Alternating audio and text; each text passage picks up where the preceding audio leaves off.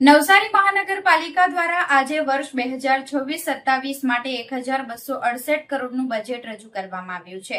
Town hall ખાતે યોજાયેલી વિશેષ સામાન્ય સભામાં આ બજેટ જાહેર કરાયું હતું। ગત વર્ષના 847 કરોડના બજેટની સરખામણીએ આ વખતે બજેટની રકમમાં નોંધપાત્ર વધારો જોવા મળ્યો છે। આ બજેટમાં શહેરીજનો પર કોઈ નવી ટેક્સ લાદવામાં આવ્યો નથી।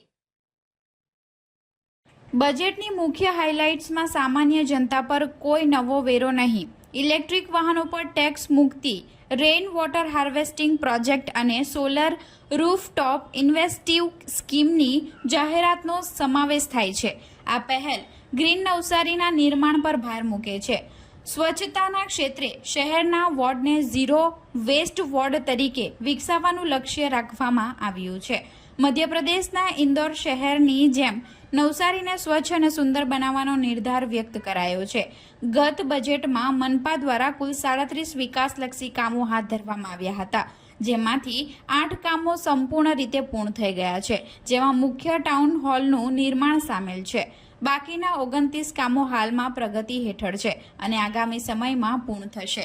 આ વખતે બજેટ પૂર્વે નવસારી મનપાએ લોકોના મંતવ્યો મંગાવ્યા હતા। શહેરના જાગૃત નાગરિકો અને બુદ્ધિજીવીઓ દ્વારા ઈમેલ મારફતે 20થી વધુ રચનાત્મક સૂચનો મોકલવામાં આવ્યા હતા। તંત્ર દ્વારા આ સૂચનોનો અભ્યાસ કરીને ડ્રેનેજ સિસ્ટમ, શુદ્ધ પીવાનું પાણી અને સ્ટ્રીટ લાઇટ જેવી પાયાની સુવિધાઓ માટે કરોડોની જોગવાઈ કરવામાં આવી છે। આ બજેટમાં શહેરના મુખ્ય માર્ગોના બ્યુટિફિકેશન પર ભાર મૂકવામાં આવ્યો છે। મહાનગરપાલિકાના નવા દરજ્જા મુજબ શહેરને આધુનિક સુવિધાઓથી સજ્જ કરવા માટે આ બજેટ એક મહત્વપૂર્ણ પગલું સાબિત થશે। ખાસ કરીને ગ્રીન એનર્જી અને વેસ્ટ મેનેજમેન્ટ પર ધ્યાન કેન્દ્રિત કરીને નવસારીને સ્માર્ટ સિટી તરફ લઈ જવાની નેમ વહીવટદારોએ વ્યક્ત કરી છે। આજે નવસારી મહાનગરપાલિકાનો વર્ષ 2026-27નો બજેટ નવસારી મહાનગરપાલિકાના માનનીય વહીવટદારશ્રી અને કલેક્ટરશ્રી નવસારીની અધ્યક્ષતામાં રજૂ કરવામાં આવ્યો હતો। નવસારી મહાનગરપાલિકાએ ગયા વખતે 847 કરોડનો બજેટ રજૂ કર્યો હતો। આ વખતે 1286 કરોડનો જે છે અમે બજેટ રજૂ કર્યો છે। આ બજેટના સાથે સાથે ઘણી બધી મહત્વપૂર્ણ જાહેરાત અને એનાઉન્સમેન્ટ પણ કરી છે, જે કામો જે સ્કીમો જે છે શહેરમાં આવના એક વર્ષમાં જે છે લાગુ થવાની છે। સાથે સાથે આ વર્ષના અમારો બજેટનો જે મુખ્ય જે હેતુ છે, જે મુખ્ય અમારો કામ છે, જે ઇન્ફ્રાસ્ટ્રક્ચર છે, જેમાં પણ ડ્રેનેજ, વોટર, સ્ટ્રોમ વોટર અને રોડ નેટવર્કને મજબૂત બનાવવાની કામગીરી કરીશું। અને આના સાથે સાથે શહેરમાં સાફ સફાઈ અને ઇલેક્ટ્રિસિટી લાઇટિંગનો પણ જે છે અમે આખો પ્લાન કર્યો છે।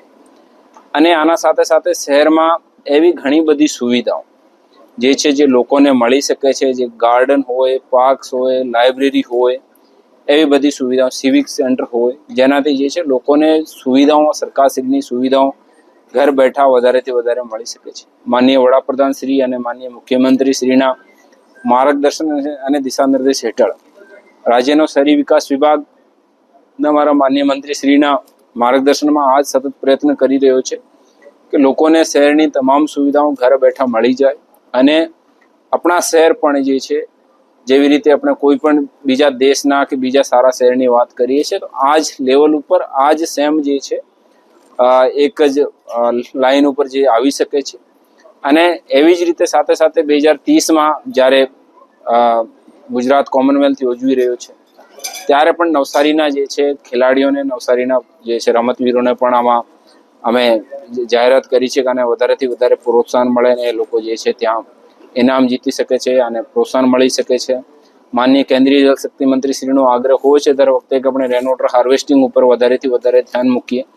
આની પણ જે છે અમે બજેટમાં જોગવાઈ કરી છે। એવી રીતે લગભગ 15 જેવી ખૂબ જ અત્યંત જરૂરી EV વ્હીકલ ઉપર ટેક્સ વેવિંગથી લઈને નવો કોઈ ટેક્સ નહીં વધારવાની, એવી ઘણી બધી 15 જેવી મોટી જાહેરાતો છે જ। આના સાથે સાથે મેજર અમારો ફોકસ જે છે વોટર, ડ્રેનેજ, સ્ટોમ વોટર અને રોડ નેટવર્ક ઉપર રહેશે।